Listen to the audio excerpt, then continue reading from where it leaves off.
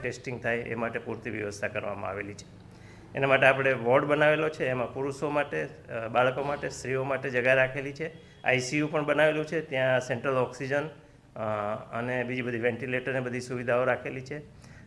કોરોનાનો કોઈ શંકાસ્પદ કેસ આવે તો એનું ટેસ્ટિંગ થઈ શકે એના માટે આપણે કોરોનાની સ્પેશિયલ લેબોરેટરી રાખેલી છે. RT-PCR એમાં રોજના લગભગ 2 મશીન છે, તો 2000 સુધી ટેસ્ટ થઈ શકશે.